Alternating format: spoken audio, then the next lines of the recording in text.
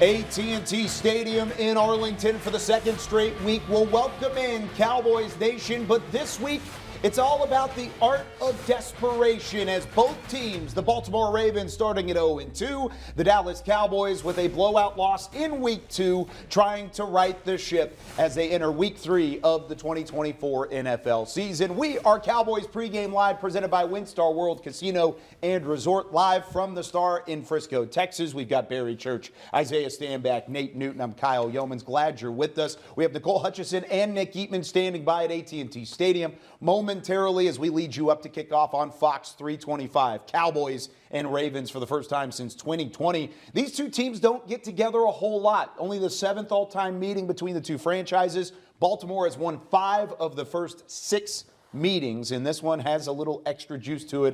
Which team do you feel like has more desperation at hand going into this one? Well, to me, it's got to be the Baltimore Ravens. I mean, you can't start 0-3, and the numbers back that up as well. I mean, when you look at it, 0-3 teams, I believe, have a 2.5% chance of making it to the postseason. And if you look at their 2 previous losses, they're against AFC opponents. So they're already down when you talk about the AFC standings. If you go 0-3, the people within that organization, the players, they're going to start to question that championship pedigree. So to me, Baltimore Ravens, they're under a lot of pressure. I completely agree with you, BC, and the reason why is because the Baltimore Ravens, again, they're facing 0-3. Now, when's the last time you heard of John Harbaugh going 0-3? Yet never. Okay, it hasn't happened in the past, okay, and obviously you have some new additions in Henry that has to get going. He hasn't had his feet going too much this year yet, but those guys are, and you have the backup MVP in terms of Lamar Jackson. Both of those guys have to show up and shout in a big way. The Dallas Cowboys also have their backs against the wall, like you mentioned, though, Kyle, because if they lose today, that means that they're going 0-3 in their last 3 home games after giving up 90 points their last 2. You know what? Lamar, John Harbaugh, all these guys, great. All we care about is Cowboys Nation. These Cowboys have the most desperation on them since, about 4 years ago when McCarthy walked in here? Guess what? If we don't get Crunk up, he'll be walking out along with them. This thing is tight right about now. So if the players don't get a little bit more physical and play a little bit more harder and win this game, the hot seat going to be smoking. Nate Newton bringing the heat early on. Just to add some of those percentage points, you mentioned 2.5%. 4 out of 162 teams that have started 0-3 haven't made the playoffs. None have won the Super Bowl. But to add to it, 1-2. If either one of these teams, if the Ravens win today, both teams will be 1-2. Only 25% make the playoffs. If you're 2-1, like the Dallas Cowboys have an opportunity today, over 55%. It increases significantly based on how you start your season, which does prove to the importance of this Week 3 matchup. Now, a lot of it doesn't have to do with the record. A 1-1 record isn't as bad. I mean, most of the league is probably 1-1 at this point. But, Nate, it was the way they lost last week that is concerning for the Dallas Cowboys, and the defense had a big part in that. The Cowboys defense last week, take a look at the 13 wins and the 7 losses since the beginning of the 2023 season, including that playoff loss that Isaiah mentioned to Green Bay in the wild card round. It's significant when the defense plays well. You normally win football games. I mean, that's not necessarily breaking news to football fans out there. But, Barry, how does this defense get back on track? I think you got to be more physical as a unit. You got to go out there and be more physical. When you look at it, the last 2 home appearances that this defense has had, if you include that Green Bay game, they've given up 333 yards on the ground. Now, that's inexcusable. To me, it's not about scheme. It's not about play calling or get your guys involved in the right spaces. You got to go out there and you got to win your one-on-one battles. You got to shed blocks and you got to make plays out there. That's what it comes down to, winning your one-on-one battles. And so far this season, we have not seen it from this rush defense for the Dallas Cowboys. Fight back. Simply put, fight back. You're going to get punched in the mouth. Last week, you got punched in the mouth over and over and over again. No pun intended with Marshawn Lynch. But you got punched in the mouth a lot and you didn't fight back at all. Now, same thing back to Green Bay last year. Now you're facing a team that you know is going to come in and challenge you. They're going to call you out. They're going to call out a flaw in your character. And they're going to see, are you going to respond? Are you going to step up and meet it? Because if not, we're going to go ahead and run this ball over and over and over again. I'm with these two guys. I have not much more to add. You just have to be physical. You have to grab turf. They playing in Texas Stadium. The A&T. Grab that turf, man, and hold on to everything you got, man. Be a Bulldog today. You got to find a way to get it done, and you're going to have to do so against a physical Ravens front that likes to run the football. In 2023, the Ravens led the league in terms of rushing attack. Lamar Jackson is a big part of that, as probably the best dual threat in all of football at this point. But also, they add a guy in this offseason named King Henry. Derrick Henry is still a dude, and he's been playing, of course, maybe off to a slow start whenever it comes to yardage, but he does have a touchdown in each of his first 2 games. Isaiah, when you look at what he brings to this Ravens offense, how does it change things up front for the Cowboys front 7? You know, I think it's just the physicality. I think that's the main reason why they brought him into this organization. I'm not sure that they have figured out exactly how to work that tandem between him and Lamar Jackson just yet. That mesh is not fully integrated yet. But trust, it's not going to take too long before they figure it out. They gave him a pocket full of money. They have a big boy fullback in Rashard right there in front of him who's 300 pounds. You follow that up with Derrick Henry at 255 pounds. No matter what, you better stop him in the backfield because he is the juggernaut. If he crosses the line of scrimmage, you're going to have a problem on your hands. And I think he has a little bit of incentive because he has a custom house here. He lives here. He trains here. And Dallas never gave him an offer. So he's going to have a point to prove today. Yeah, you're 1,000% right. I mean, I've gone against Derrick Henry a multitude of times when he was at the height of his power. I'm talking about in Tennessee, and this is one of the hardest running backs that you got to bring down in the National Football League. You like to call him the juggernaut, and I think that's a perfect comparison because once this guy gets going, once that momentum starts rolling, he's almost impossible to bring down. The way to slow this guy down is you got to move him sideline to sideline. You can't let him go straight downhill at your defense because he'll start carrying cats that way. You got to hit him in the backfield. You got to hit him at the line of scrimmage. Do not let him get going because I'm telling you, he's almost like a train out there. It's impossible to stop. You got to hit this guy early in the backfield. The way they have lost games, coming down the stretch, ran out of time. Toe tap, yeah. You know what Harbaugh is saying? What are we strong at? We lead the league in running. We went out and got that juggernaut y'all talking about. We haven't used him. So he probably knocked on the coordinator's office there and said, I need 25 carries. Ooh. Yeah. He's trying to get going, right? You want the carries for Derrick Henry because if he's a train, like you said, if he's a freight train rolling downhill, when that momentum is there, that's when he's most dangerous. Yeah, well, you don't go grab an asset like that to put him on the shelf. No, right? no, So to that point, right, you have Lamar Jackson, who's the most dominant single offensive player in the league, right? He's been voted that way 2 times now in his career. And then you go out there and you get Derrick Henry, who's one of the most feared offensive running backs in the game. You do not allow for him to go 3 consecutive games without getting over 100 yards. It's probably going to happen. Dallas better step their game up today. Well, let me ask this, because Barry, like you said, you got an opportunity to face Derrick Henry on a multitude of occasions. He's the same age as Ezekiel Elliott. Both of them came in that 2016 draft class, 2nd-round pick for Derrick Henry, 1st-round pick, of course, for Zeke. So in terms of father time in the running back position, it's inevitable, right? Oh, yeah.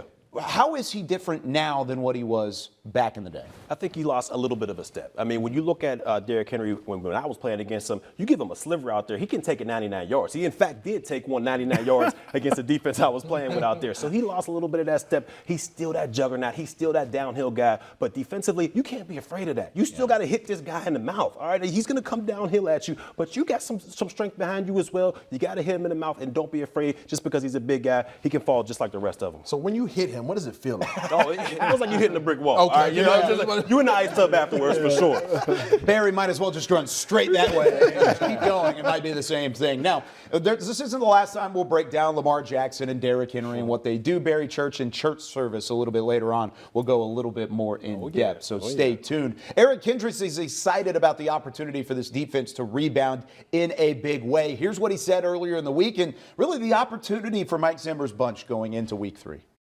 Man, just this is a great opportunity we have. We're playing Baltimore Ravens. You know what I mean? So it's like this is a team that we've known these past couple of years to be a serious contender, and this is a huge opportunity for us to show what we're made of as a linebacker corps. So have a smile on your face when you do when we're preparing. You know what I mean? Like it's not this is a great opportunity. This is what we love doing. This is what we want to do. Let's go out and do it. And you're gonna get hit in the mouth. It's like you wipe the blood off and get going. Let's go. How would you assess Baltimore's run game?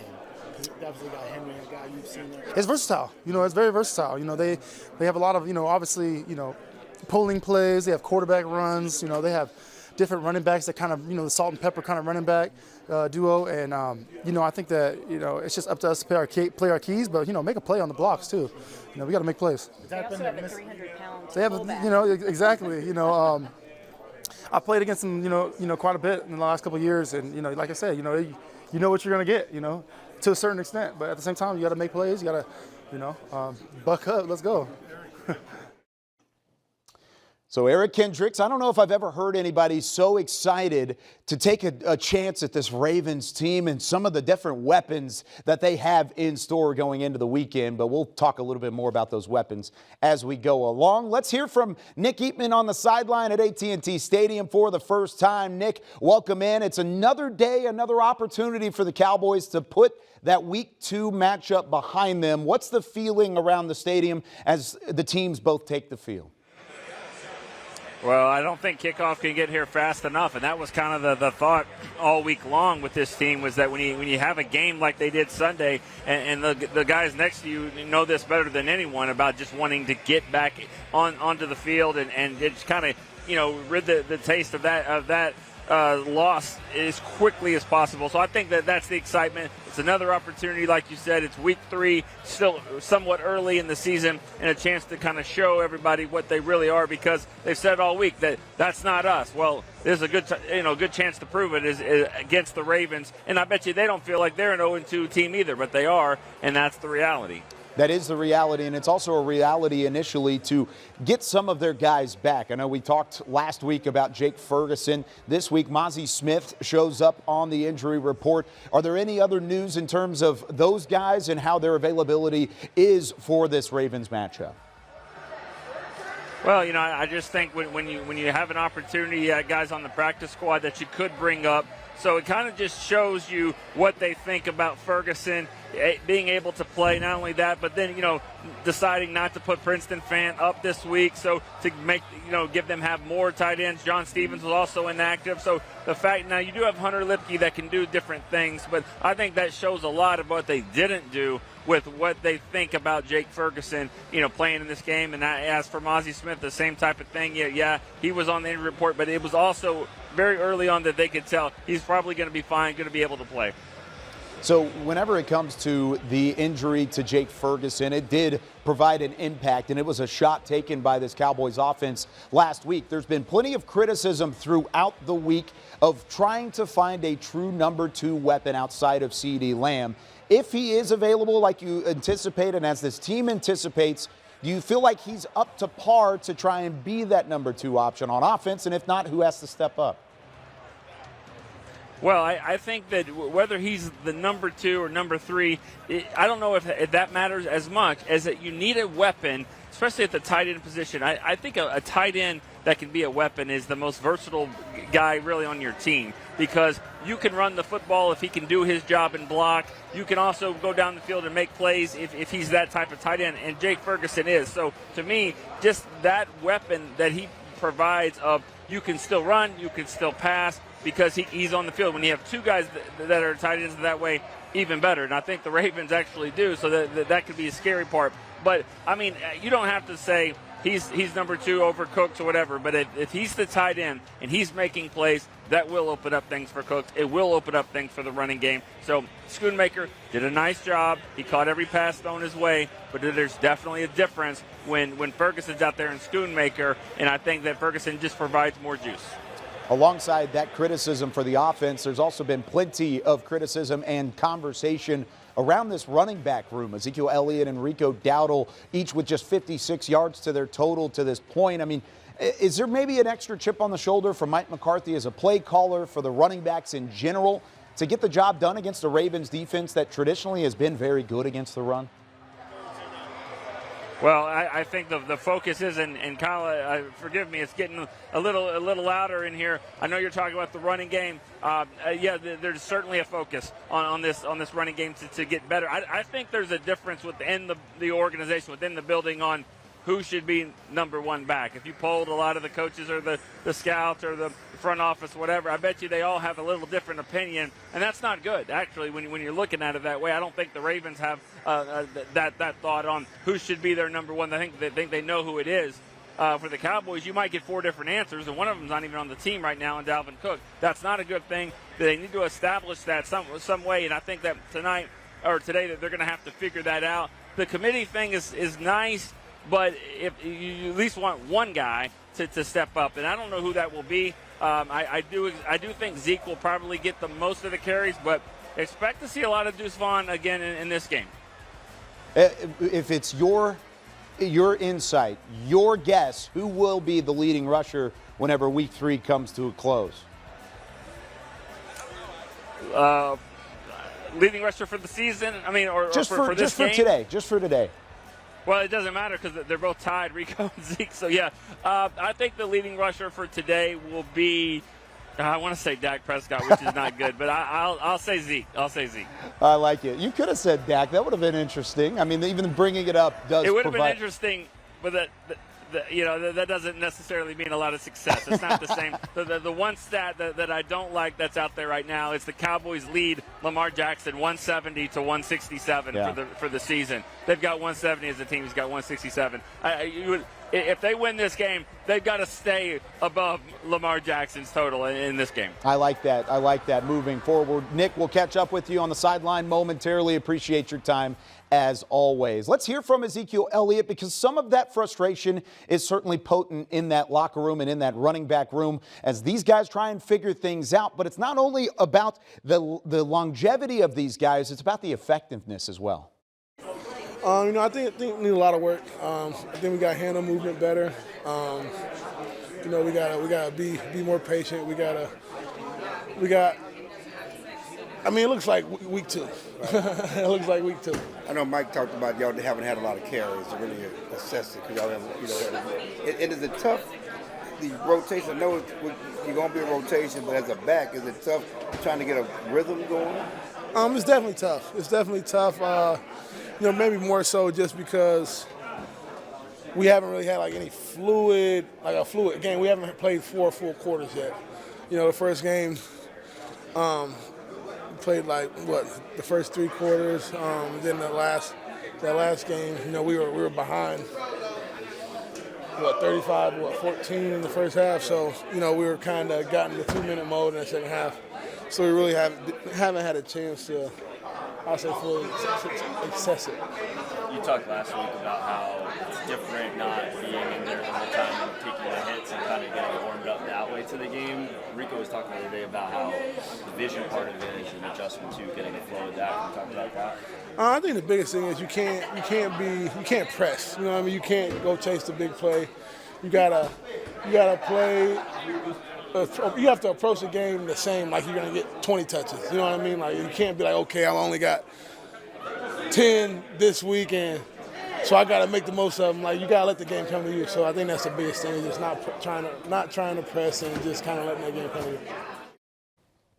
Isaiah, I know there's been times throughout your career where you might want to press, you're down, you're not having success, and you want to find a way to the big play, but it doesn't just happen like that. How does this running back room find some of that juice and find some of the home run ability again? I think they just got to trust the system. I think a lot of their trust comes right now in Mike McCarthy and what he's able to go out there and the situations he's able to put them in. But this offensive line has to find some form of continuity because they made the decision in the offseason when they decided to not bring in a feature running back that they were going to do this by committee. And when you do it by committee, that means that it doesn't matter who's back there. We trust our offensive line to create the holes, and we just haven't seen enough of that work to date yet. Right now, they are 26th in the league in terms of rushing.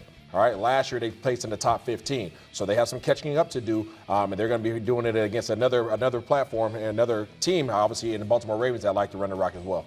The amazing thing about this, you said they chose to go running back by committee, but you also chose to go with 2 young offensive linemen at your most important positions, center and left tackle. These guys are still learning what to do. We're going to have to be patient, and the back's going to have to stay with the holes. If it's to the right between the tackle and the guard, you're going to have to ride that hole. You can't get overzealous like Dowd will do sometimes. And Zeke, when it becomes an open situation, you got to hit it, man. You got to hit it 90 going north. That's just how it's got to be. And that's one of the things that I think this running back room can improve upon is maybe the sharing of these carries, the sharing of these opportunities. Don't let it just be Ezekiel Elliott and Rico Dowdle. You got to get guys like Deuce Vaughn involved. I know he's a little bit smaller. You've got a couple of other guys Dalvin Cook, we'll talk about that in a moment. But there's guys that you can give this football to outside of those two. You just got to find the right time to do it. Yeah, it's a creativity factor, right? And, I think we talked about it a little bit earlier in terms of like getting CeeDee Lamb going, right? The versatility, the different looks.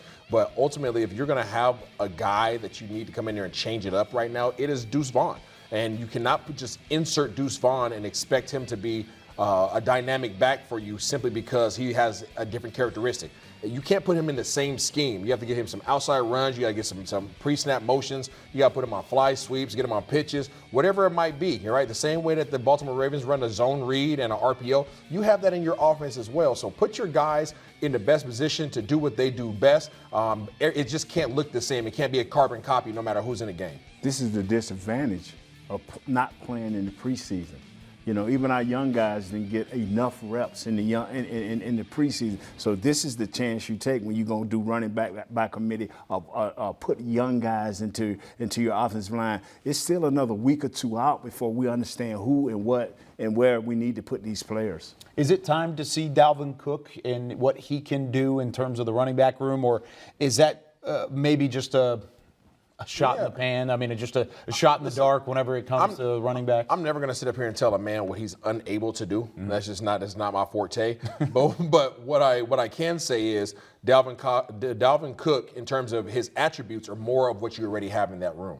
Dalvin Cook, Ezekiel Elliott, Rico Dowdle, all kind of the same back. All are good pass protectors. All are downhill backs. All are one cut guys that can catch the ball at the backfield. They're all the same guy. The only person that has any kind of difference is Deuce Vaughn. Yeah. And that's not only just because of his size, but because of his agility, his quickness, right? His ability to beat guys one-on-one. I don't think anybody else outside of Deuce Vaughn has the ability right now, from what we've seen on tape, to beat a guy one-on-one in space. You just have to put him in position to do so. I think Dalvin Cook may have a little bit more punch than Zeke has. I think he has a little more open field running once he catches the ball, swinging out of the backfield.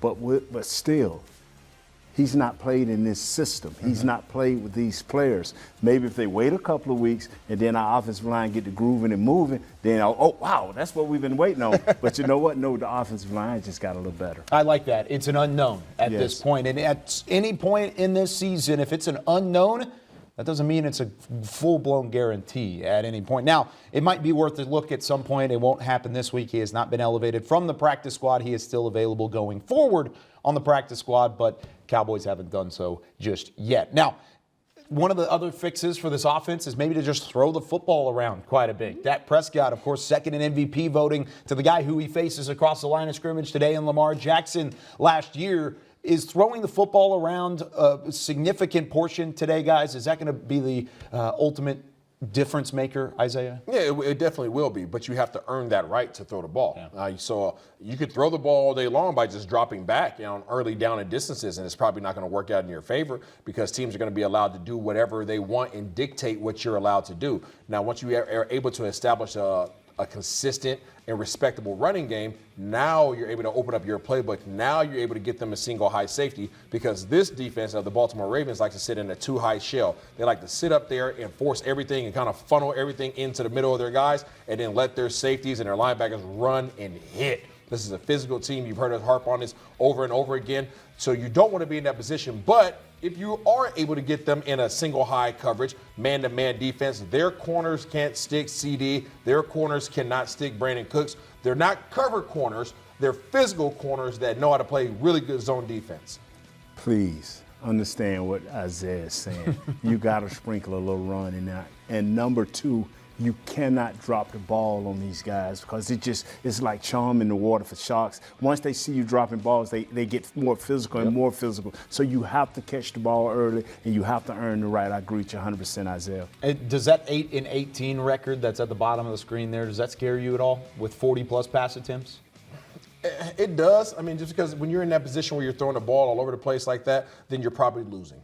Right, so you're probably behind. You're probably trying to catch up. That's true. And you don't want to be in that position against a physical outfit like this because the last thing you want is for them to be in a too high shell, forcing your receivers to take inside releases, and now CeeDee Lamb trying to catch the ball across the middle against this hard-hitting defense. Trust me, you do not want CeeDee Lamb to be on the ground and you have to go to a TV timeout. Yeah, it is certainly something to take a look at. And I know that 8-18 number might be inflated, like you said, on the loss column because you're throwing it around. You're trying to play catch up. But today it's all about keeping up with Lamar Jackson and this Ravens offense. There's a sense of urgency on the Cowboys offensive side, but also whenever you go up against the reigning MVP, it's never really a walk in the park. Here's Dak Prescott.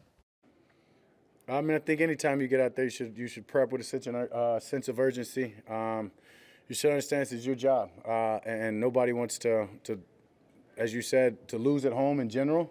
Damn sure not put 2 back-to-back losses to start a season off at home. It's important us to get back in the win column. I understand it's a long season, and this is a good team to do that against. I understand they haven't got a win, and they're going to come in hungry. We've got to make sure that we're focused, locked in, and on all of our details on all 3 phases of this game. With Jackson for years, or what you think of his game, and both of you being the top 2 of MVP last year, just kind of describe your relationship and peers. Sort of thing. Yeah, I mean, hell of a player. Always admire his game, what he can do, his talents. Amazing with the ball in his hands, hell of a thrower. Obviously, I've watched him, been a fan of him since he was at Louisville. So I mean, he's continuing to build on a great career. 2 MVPs. Yeah, just continue to say elite player and understand. For me, it's about understanding the quarterback on the other side, what he's capable of doing, making sure that our offense is firing, and putting pressure on them rather than just letting them go and run an offense at will. So the first time ever that Dak Prescott and Lamar Jackson will face off in a game. Dak was injured in the last meeting between these two back in 2020. And, of course, Lamar Jackson was not in the league yet. He was still at Louisville whenever the Ravens and the Cowboys played in Dak's rookie season. But here's the most team points per game by starting quarterback. And out of the active players since 1960, Lamar is second. Dak Prescott is third, only behind Patrick Mahomes. So both of these guys have had tremendous success throughout their careers. Both have had plenty of criticism as well throughout their careers, both in and out for Dak and Lamar. Let's talk about Lamar Jackson and this Ravens team down 0-2 to start the year.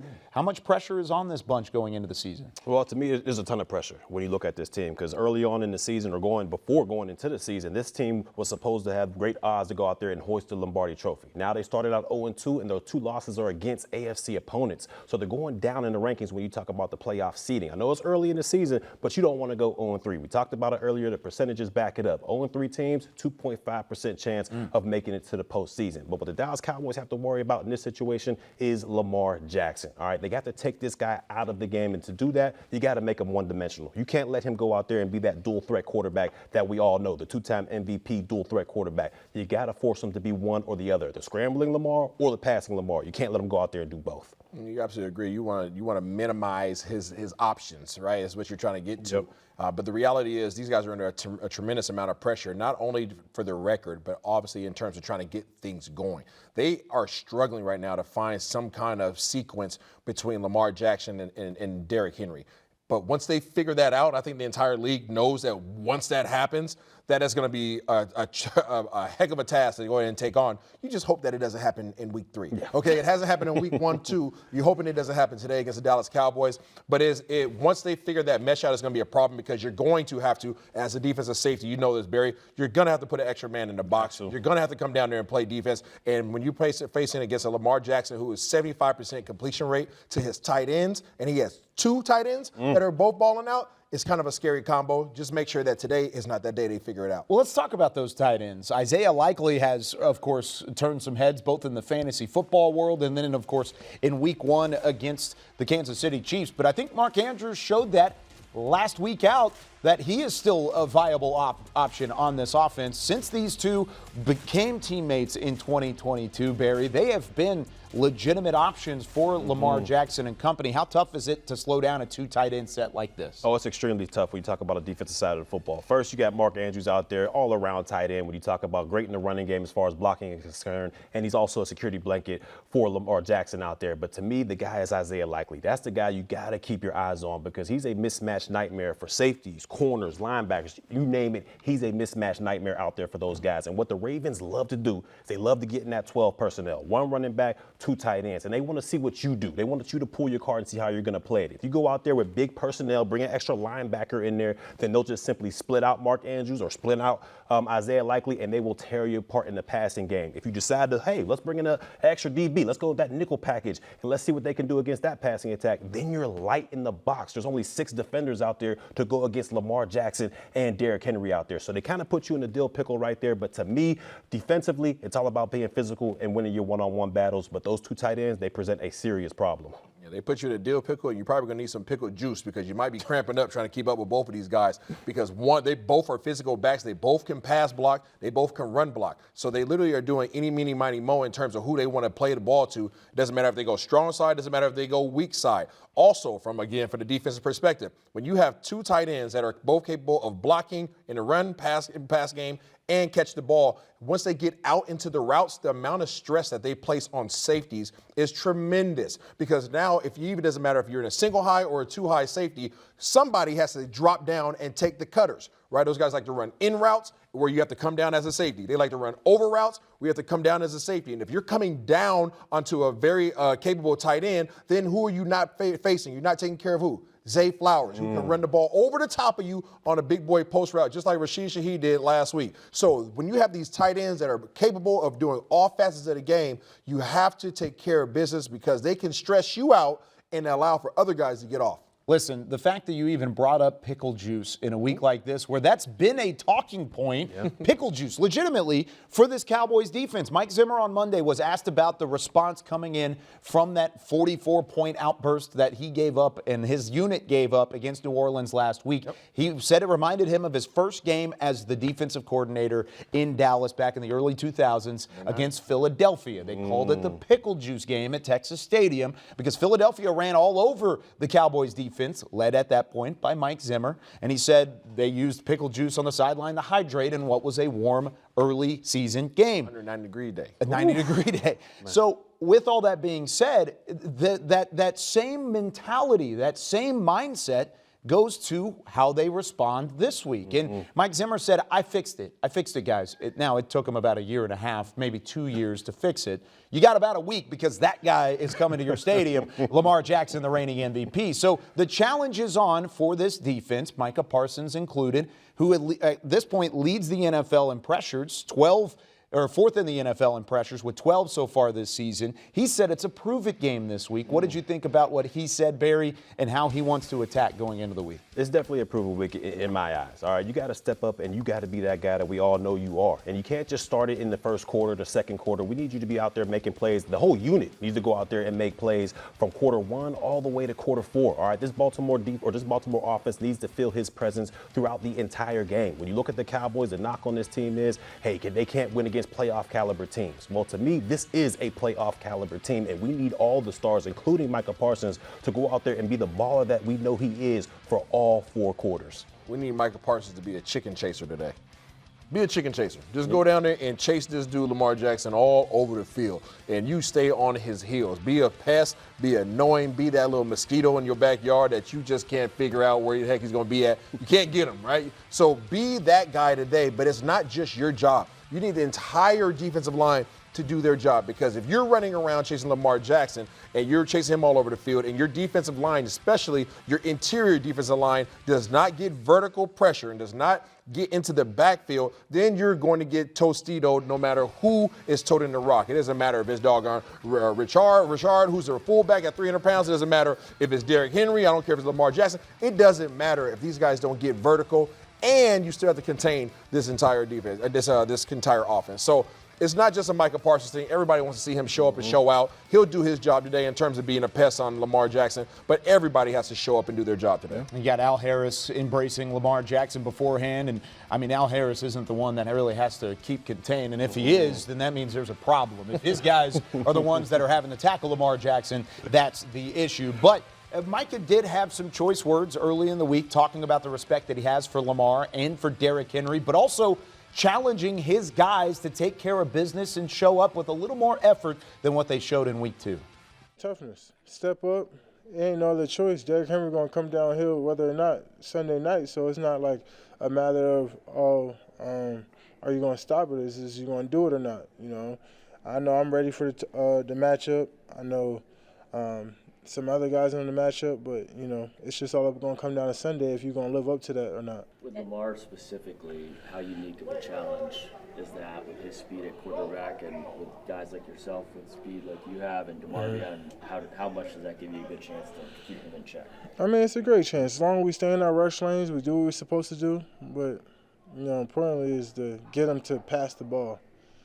We didn't do a good enough job of that. So until we show we can earn the right to. I mean, what we had 3 dropbacks last game. That's outrageous. Like, that's not even a football game. Like, it's like we're playing pony football all over again. So until we fix the fundamentals, I'm not even worried about Lamar at this point. So a little bit of a challenge there from Micah Parsons as he looks ahead to Derrick Henry and Lamar Jackson.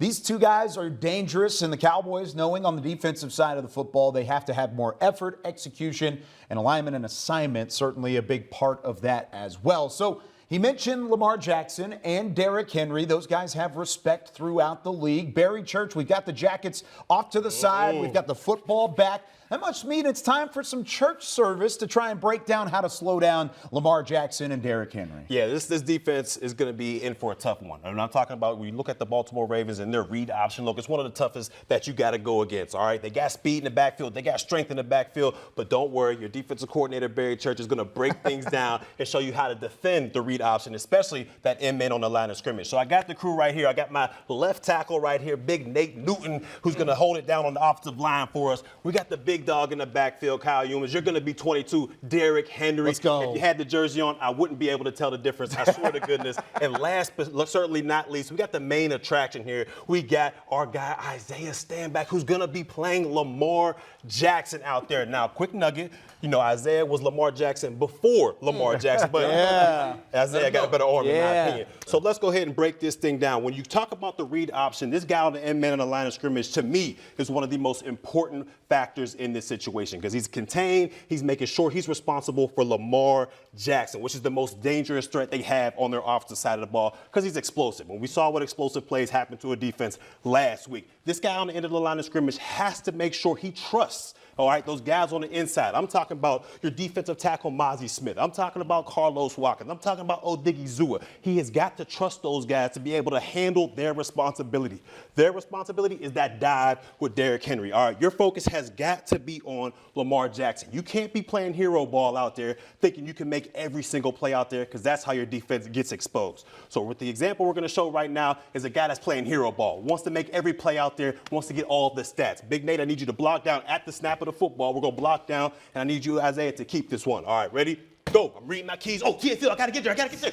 No, all right, that's what you do not need to happen. Like I just said, trust those guys on the inside to handle the dive. If you don't, you'll see Lamar Jackson going up the field about 20 to 50 yards down the line. Oof. And we do not want to see that, okay? Now, the other example we got out there is guys that like to hesitate, all right? You can't do that when you're at this position right here. It's too important. You got to know your responsibilities, and you got to hit it 100 miles an hour. When you go out there and hesitate, there's not a defensive lineman in the National Football League, certainly not on this roster, that can win a foot race with Lamar Jackson, all right? So this time, I'm going to give you a hesitation example out here. At the snap of the football, I need you, Big Nate, to go ahead and block down. Isaiah, keep it one more time for me. Ready? Go. All right, read my keys. Do I do that? Lamar, do I do that? Lamar? No, at this time, it's too late, all right? You cannot hesitate when you're going against a guy like Lamar Jackson. Too much speed out there. He'll get around the corner. And like I said, there's not a player on this roster that can run a foot race with Lamar Jackson. You cannot hesitate when it comes to this. Last but certainly not least is the perfect technique that you got to use, all right? You got to be decisive. You got to understand what your responsibility is, trusting your guys on the inside to handle theirs, and go ahead and hit it at 100 miles an hour. Be decisive. At the snap of the ball, Big Nate, one more time, block down for me. Isaiah, you're going to come around with come around on the outside. Nate, one more time back. You got to wait until the ball snap. It's all good. False start. He's ready. 5-yard penalty. That's a 5-yard penalty. We need that on the defensive side of the football. All right, here we go. Ready? And snap the ball. Downhill, boom. You're right there. You're right in his face. You need to be downhill. You need to be going to 100 miles an hour because in order to do that, that'll force Lamar Jackson to make a decision before he's ready to. And that, to me, is the key to stopping this read option. Come downhill 100 miles an hour, get in his face and let him know for all 4 quarters you're going to be there. Whether he hands the ball off, he's getting hit in the mouth. Whether he doesn't hand the ball off, he's getting hit in the mouth. You got to be on this guy at 100 miles an hour. To wrap this thing up, Kyle, put a bow on it. Got to trust your guys on the inside. Yeah, you got to know your technique. And with all calls, you got to go 100 miles an hour and get after Lamar Jackson. If you don't, it's a wrap. You did a great job of explaining that. You're a little out of breath here. So imagine. We're retired. Okay, we're retired. Leave my man alone. My lungs. Imagine what these defenders are going to go through when they're actually chasing Lamar Jackson, though. It wears down a defense. And, oh, by the way, you got big Derrick Henry that's running downhill. And if he ends up getting carries, it'll continue to wear down a front seven as well. Nicely done. Really like it. Church service on this Sunday. Ain't nothing better. Now, we do have some fan involvement this week. We talked about how the decisiveness of of the Cowboys defense can slow down the Ravens run game. The Ravens defense, at least traditionally, has been very good at slowing down the run themselves. Dylan in San Antonio has a question surrounding that Ravens defense on really how they continue that tradition. What's up, you guys? Dylan from San Antonio here. My question is, what does it speak to the Ravens culture where they've gone from the Ray Lewis, Ed Reed, Terrell Suggs era to this current era, and with all these new DCs and changing faces, they've still been able to maintain their tenacity and attention to detail on defense? All right, thanks, guys. Go Cowboys. A phenomenal question from Dylan. And, of course, the Cowboys going up against this Ravens defense may see a different defense in 2024 than it was in 2023. But that tenacity, that physicality is still there. It's a new defensive coordinator with Zach Orr, who, of course, played his collegiate football at the University of North Texas in Denton and then made his way to the Ravens, played linebacker for them for a while. He still wants these guys going downhill, the safeties to play heavy. We talked about Roquan Smith and Kyle Hamilton all week long, but the numbers just aren't there in 2024. Isaiah, whenever it comes to that defense for the Ravens, I mean, is it a different look, and how is that tradition continued into 2024? Yeah, well, Orr's bringing a very simplistic defense, right? You talk about somebody who's trying to get their career started as a defensive coordinator. He wants these guys to play fast. That means he doesn't want them thinking a bunch, which means that their schemes aren't that deep, right? They're not doing a ton defensively. But what they are doing is they have guys up front of the defensive line that are going to hold the fort and force these guys to double team them from the offensive line perspective. Roquan Smith at the second level is going to hit you in your mouth. On the secondary, you got Hamilton, you got Humphries, you got these guys that want to run and hit. They got two high shells where they want to force everybody and funnel everybody into one space. If you decide to catch the ball, they're going to hit you and make you think twice the next time you come over the middle. Yes, these guys are very, very talented. And Coach, the new defensive coordinator, is just taking his time. And as time goes on, these guys will get better, and he will add more. But I'm with you. That front seven is still very, very physical. Yeah, to me, this is a game where you look at that front seven and you have to run the ball just to keep them honest, all right? You don't want to go out there and let these guys pin their ear back and get after Dak Prescott the entire time. But to attack this defense, you got to do it in the secondary, in my opinion. Humphries is not what he once was. Kyle Hamilton is a beast back there, but you can expose this secondary. So to me, Dak Prescott in that arm should have a big day with these wide receivers. There's a couple guys on that defense that still help set the tone for the Ravens defensively. We mentioned Roquan Smith, Kyle Hamilton. Both of those guys throughout their career have been turnover-forcing machines. Kyle Hamilton out of Notre Dame. Of course, they traded for Roquan Smith. Both were added in the same season, 2022. And since they've been teammates, they continue wrecking offenses on the opposite side of things. I mean, how have they combined to be these turnover forcers and been the enforcers on this Ravens defense? Yeah, I mean, just like the Ravens of old defense, right? Who was in the middle of their defense? Ray Ray Lewis, right? Yeah. You did not want to go across the middle because you knew that you were going to pay the price for it. This game's changed in terms of rules, but he can still hit you in the chest if he wants to. Okay, you talk about Hamilton on the outside. What does he do well? Well, he does a good job of sitting in these zones, right? He sits in the zones, and if you decide to throw the ball, an errant throw that's not highly accurate inside these small windows, then he is a long, lanky guy who can go out there and make you pay for it with these turnovers.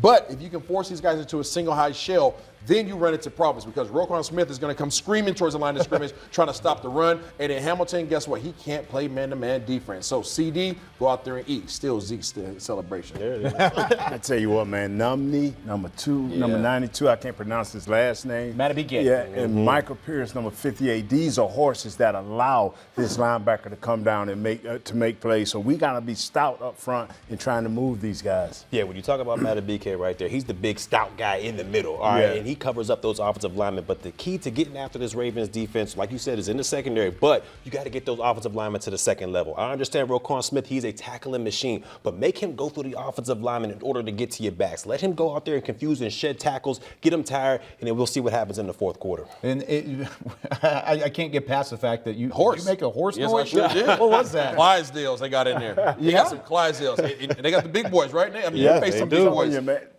You talking about getting to the second level, right? You talking about getting hip to hip, trying to move a dude that's 6 feet, 355 pounds, and Michael Pierce. How much? That's hard to do. big boy. And you got Isaiah, which will be our guy trying to come across. We got to decide who's going to get off. So I'm going to push you on off so you can get into that. Yeah, so you can get on that. Yeah, so they got some horses up there. Number 92, number 58, number 98, I can't call his name right. They got some horses. They run a 3-4 defense. 3 down linemen, center covered, tackles covered. And then they got these 2 guys at linebacker, and they bringing the heat. And what's their role? Those big boys on the inside. What's They their eat up primary role? blocks. They want to eat up blocks. They want you to deuce block them so Roquan Smith can just, annihilate you. Zeke, get ready today, Zeke. Get ready. I have a feeling that whenever we return for post-game coverage on Cowboys Game Night, Cowboys OT, the first word, we're going to be answering a lot of what Dylan just asked us about with this Ravens defense and how they handled the Cowboys offensive attack. Now, we've got some other stuff coming up later in the show as well. We'll have it in this main monitor behind, so let's take a step this way. CeeDee Lamb, of course, he is the one that Isaiah thinks it's time for him to eat today. We'll have him a little bit later in the show. We're going to hear from CeeDee and talk about his involvement. Stephen Jones, of course. Stephen Jones, Cowboys COO, will join us one-on-one with Nick Eatman on the sidelines at AT&T Stadium. And then, of course, we'll talk more about the pressure on Mike McCarthy and company. Coach Mike in a spot where they want to be above 500, but also they want to protect home field. How important is that? Let's talk to Mike McCarthy here, his respect for John Harbaugh, and trying to avoid those back-to-back losses. I have a ton of respect for John in the job that he's done there. I think consistency is the thing that jumps out to me. With John, I'm a big fan of the Harbaugh family. Just Tom Crean, his brother-in-law, is a dear friend of mine. So, yeah, I think when you play John's team, they're go back to the competitions I've had in the past. When I was in Green Bay, so they play the same way, and I think his background on special teams has been a big plus for his team. So you're going to be challenged in all three phases. Mike, you've won 10 of your last 11 games after a loss. Why do you feel like your team seems to bounce back so well after? Just the great motivation that comes out of the great questions the media asks me is critical to the process. So staying true to the process. I just think really what I talked about earlier, we just got to stay in tune with getting better each and every day, regardless of what happened in the last game. And I think this locker room does a really good job of that.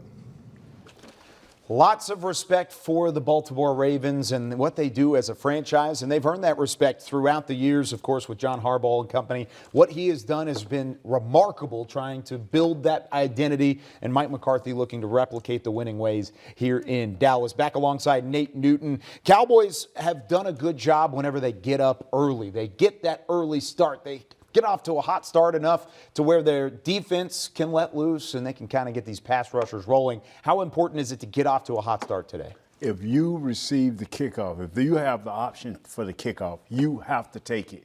You need 3, you need 7, because our defense is predicated on us getting some type of lead. And if we can get 7 points, that turns loose our rush guys, and that's where we're great at. That turns loose the guys in the secondary to make plays. But if we are even or we're a little bit behind, it asks us to do something that we're not great at, and that's be run defenders. Also, not to mention, whenever you are ahead, a lot of time, or whenever you're working from behind like that, you have to throw the ball around a little bit more. And if you're throwing the ball around a little bit more, it puts your guys on the offensive line in a tough position.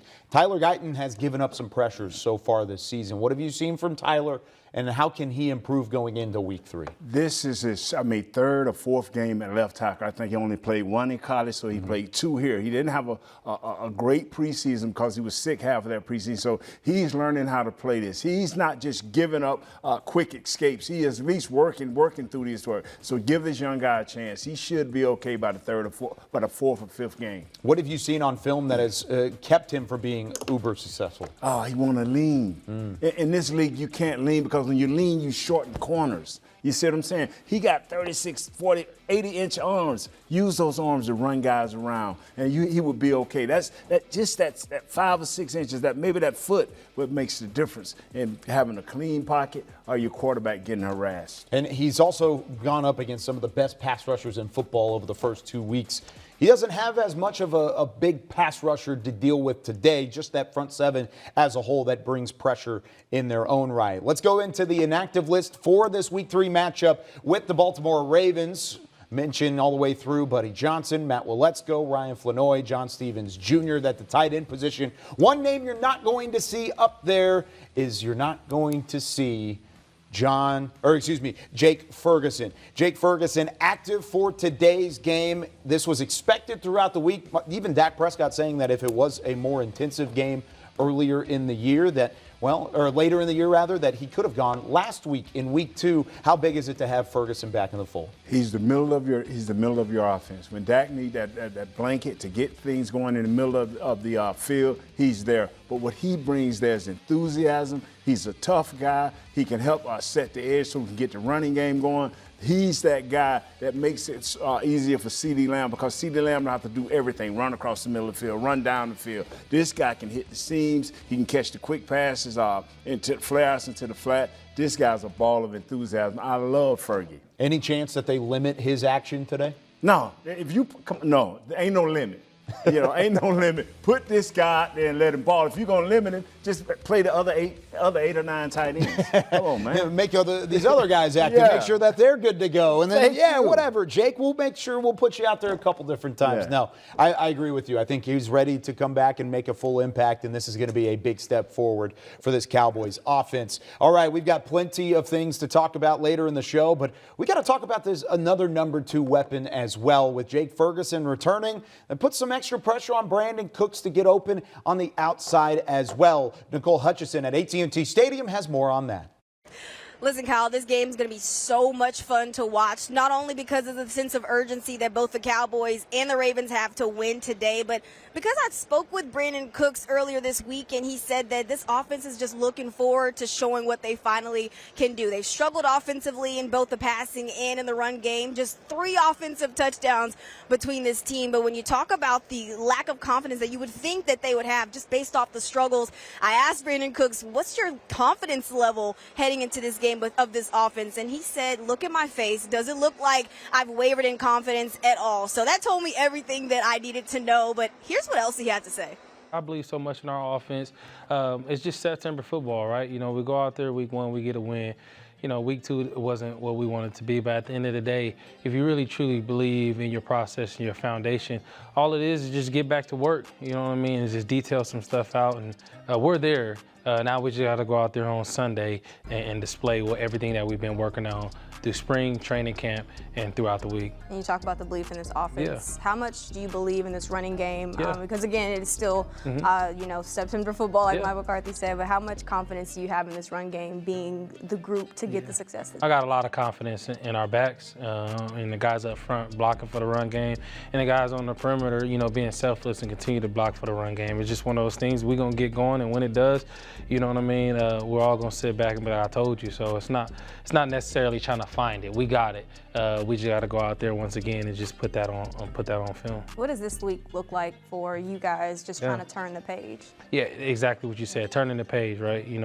Getting back to your fundamentals. That's what September football is about, right? How fast can you get to your foundation, your fundamentals? And that's typically the team that goes out there and win in September. And so getting back into the practice field today and throughout this week, just once again, truly believing in your process, going to work, and just really just doing your job, worrying about your job and everything else to take care of itself. You got involved early in week 1, had your first touchdown of the season. Last year was a little different. You had your first touchdown in October. How good did it feel for you to get involved so early in the year? I mean, it felt good, you know what I mean? And I'm just the type of guy that's just going to do my job the best that I can, and when my number's called, try to go out there and make the play, right?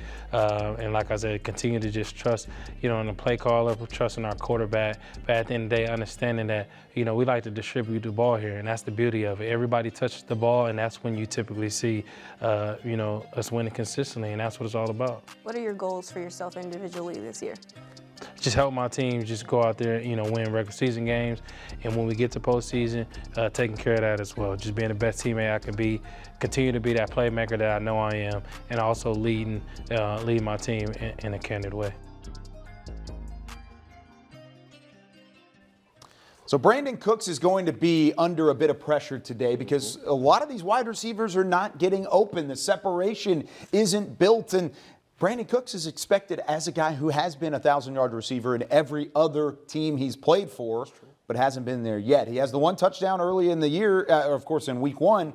But, Barry, overall, you want to see more from BC. Yeah, I would love to see more from Cooks out there. And this is one of those guys that you got to take advantage of your one-on-one opportunities. We understand what defenses are going to try to do to this offense, take away CeeDee Lamb. They're going to try to double, get all their resources towards him.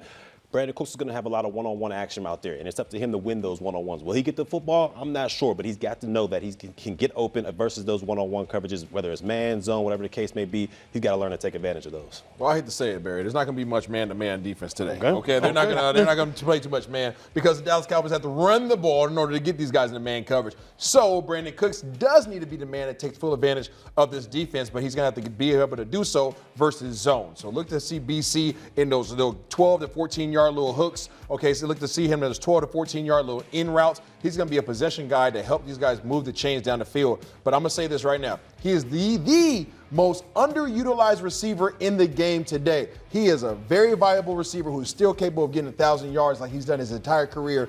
Dallas just has to look for him and find him and get him the rock. So you're saying, Isaiah, that we have not used him properly at this point, that he is that guy that be open. We just need to look for him more. Yep. Okay, I'm watching today. Yeah. I'm watching.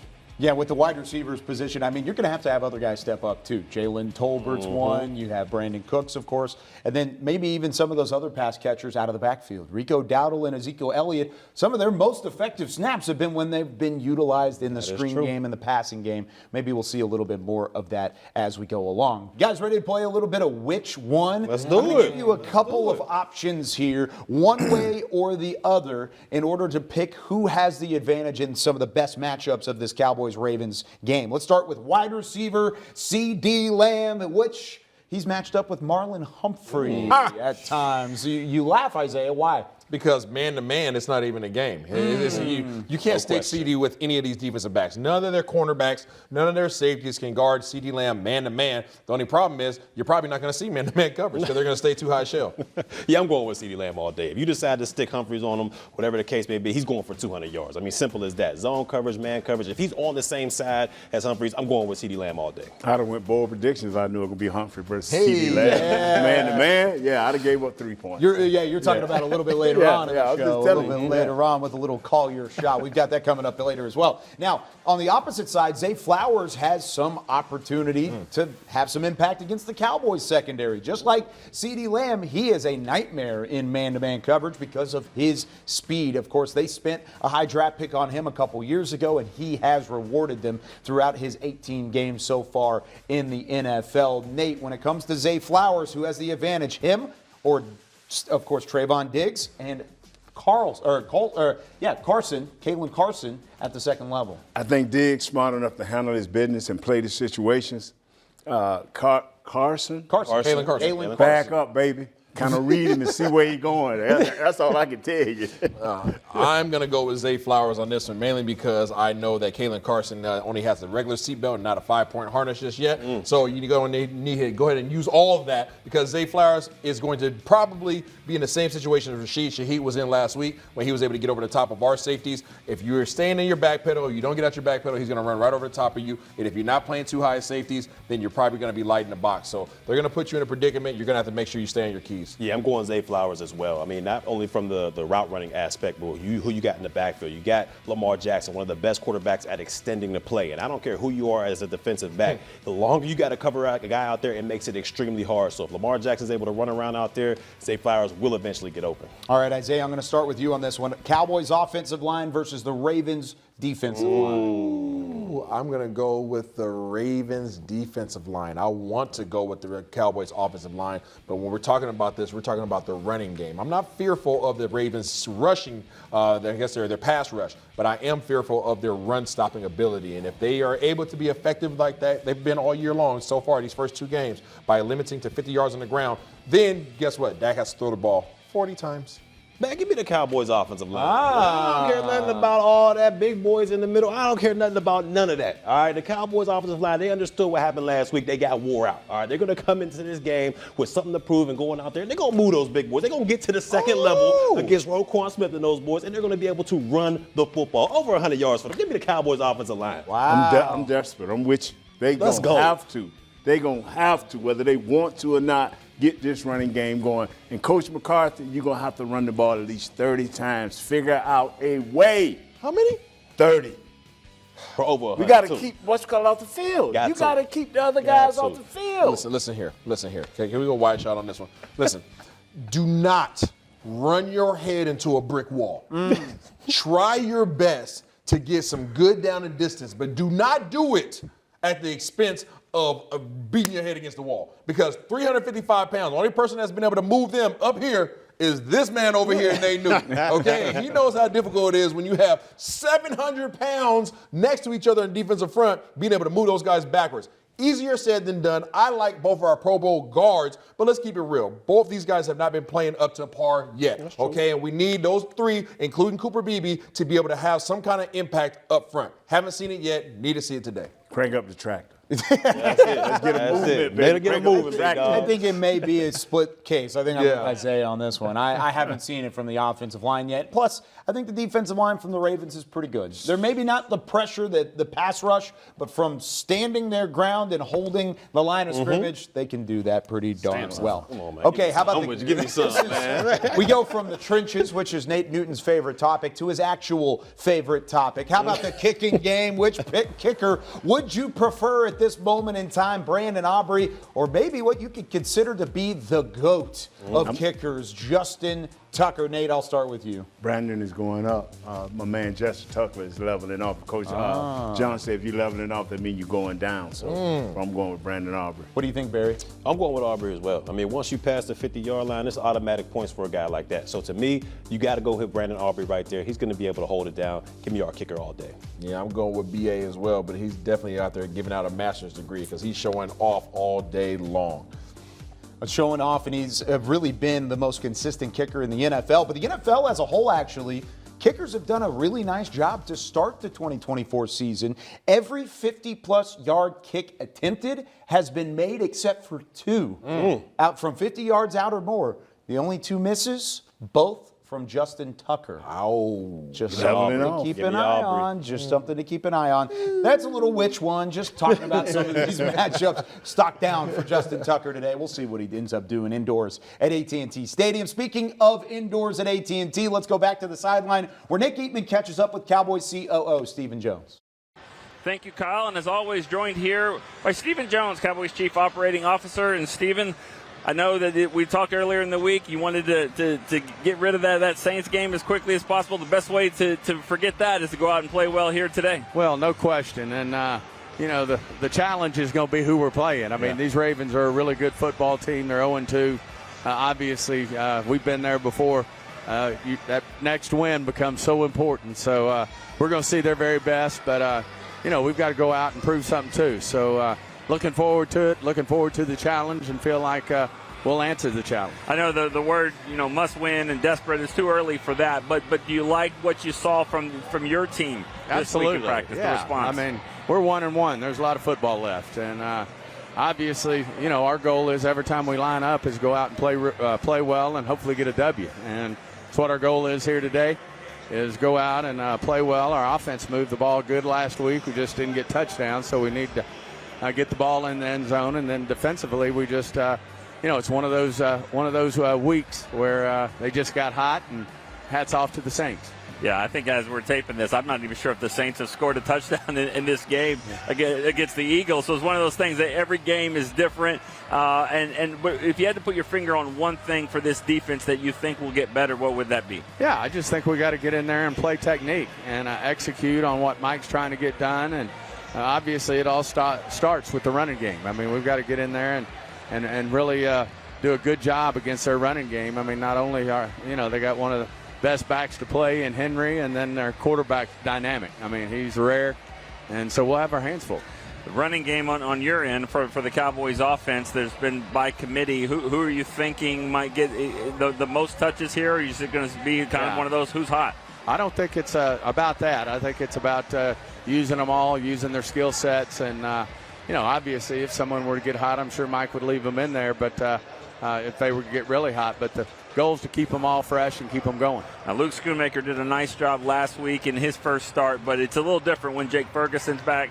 He is healthy for this game. What are you excited to see for him? Well, Dak's got a lot of rapport with him in terms of them working together. We want to keep Schoonmaker going, too, and we obviously don't want to overdo Ferguson, in his first game back. So we've got a good group of tight ends in there. Span Ford's doing a great job for us. We really like that group.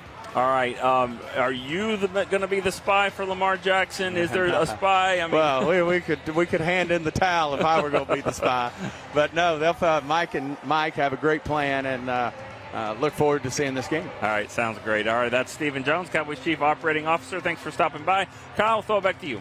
Sounds like an old radio show, right? Mike and Mike. Mike Zimmer, Mike McCarthy. I mean, it was an old radio show, but we've got Cowboys pregame live wrapping up on the TV side of things here. Barry Church, Isaiah Stanback, Nate Newton. I'm Kyle Yeomans. Time now for a little Call Your Shot. This is our weekly pick'em segment. And guys, we were just talking about Justin Tucker's stock dropping. We cannot have our stock drop any lower, especially for one guy that's Isaiah Stanback. Listen, man, everybody lives on deck. Rough. I got a loan. You need a loan? I got you. Somebody get the credit card out because Isaiah's going to have to use some debit right Everybody there. has a mortgage. We're good. Yeah, right. Okay, so that's how many points are left. You can wager how many points you have remaining for your bold prediction each week. If you get it right, you get those points back. Plus, you double your point total, of course, in that regard. And Isaiah, since you're at 0, you can only go with 1 point. We're giving you a loan from the bank at this point. I'm calling the church credit union. I got you. Nate's got 5 points. So Nate's been playing it real chill. Nate been cruise controlling We'll this see thing. if he gets bold today. We'll start with Barry, though. What you got in your Call Your Shot? I got 1 point. 1 point that this Dallas defense is going to hold Derrick Henry, King Henry, to only 100 or under 100 yards rushing. I feel like those guys in the middle are going to have that same performance they did against the Cleveland Browns earlier this season. So you're saying 99 yards? Maybe. As long as he doesn't go 100, we're getting the dub. Let's go to Nate for yours. Okay. I got CeeDee Lamb 115 yards. You had him last week at 90, and he didn't make it. So I'm saying this dude, it's time for him to break open his third week. Boom, 115 yards. How many points? I'm giving up 1 point. I'm riding that way until it takes. I thought we were going to get bold. What's going on? Nate's like the grandpa that gives out the fanny pack, gives you a $1 bill. He got a whole wad of hundreds, but he other just give you a $1 bill. How much you need? Let me lick my fingers real quick. Okay. Now, I'm a little bit more frugal with that. I got 2 points on the line. I only have 2 points remaining, so I'm going all in, baby. That's what I'm going with. How about this? CeeDee Lamb last week had a bad beat for me at 4 catches, 90 yards. I had him for 100.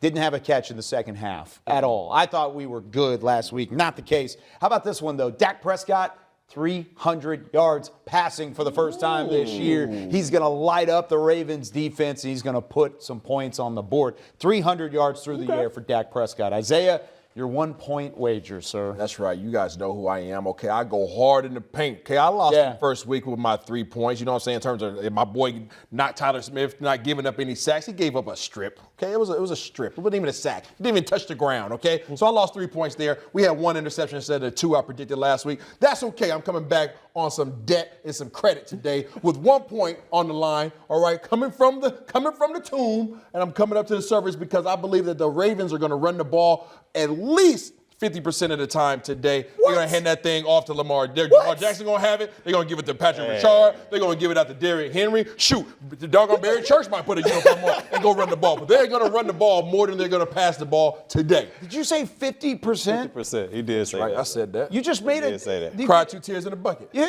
take it to the stage. 50%?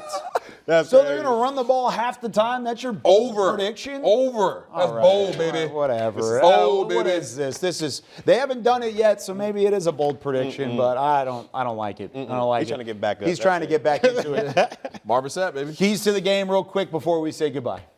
Do not let Lamar Jackson be that dual threat guy, all right? Contain him in the pocket, make him force you to beat you from the pocket. I don't think he can do so.